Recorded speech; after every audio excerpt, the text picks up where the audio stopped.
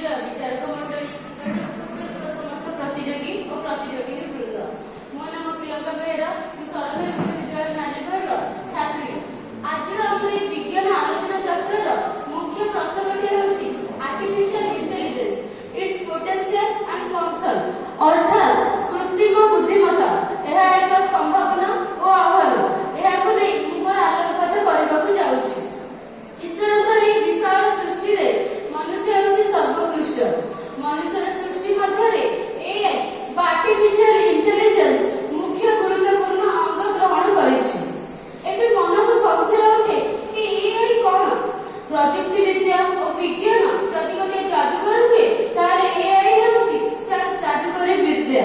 अन्य अर्थरे कहबा गले मानवर मानवीय बुद्धिमत्ताको अनुकरण करी जा मानव भली चिंतन मनन संपादन आदि अनेक गुड़िए कार्य करते ताकू ही एआई कुहा जाए। मनुष्य मस्तिष्कर अविकल भावना को जे कंप्यूटर कोड माध्यम रे हम पाखु पठा जाउछि सेटा ही होछि एआई।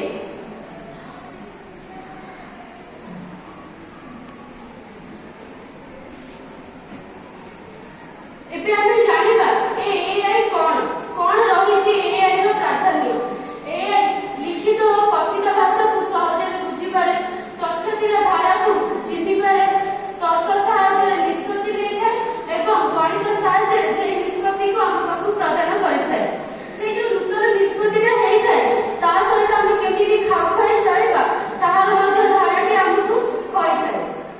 काहे कि हम एआई काहे कि हम सब बेले कहउछे एआई एआई एआई काहे कि ना एआई सठिक मूल्यांकन करथाय, कौन समय रे ठीक कार्य करथाय इत्यादि सब तार गुण सब रहिछि।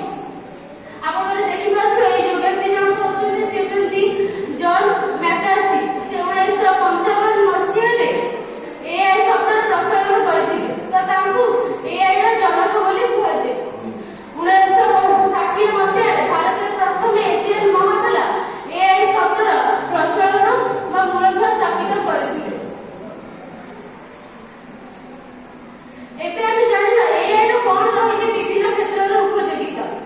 स्वास्थ्य क्षेत्र रे देखिले युक्तराष्ट्र अमेरिका जेतबेले अस्त्रप्रोचक त्रुटि जोगु 2500 लोक मृत्युवरण करथिले सेतबेले एआई गोटे वरदान सदृश डा फैंसी रोबोट को हम पाखु पठाइथिला।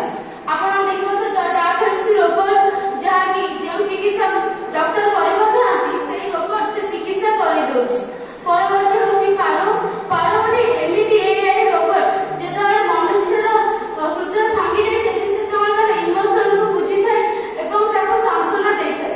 परवर्ती होछि एलिक रोबोट गोटे एमिति रोबोट जहा कि जेतबेले वयस्क वा वृद्ध लोक जेतबेले शारीरिक असुस्थ होई पड़े से सेतबेले ताको शारीरिक सुस्थ रखिया ପାଇଁ सु पदक्षेप सब देइ थाए।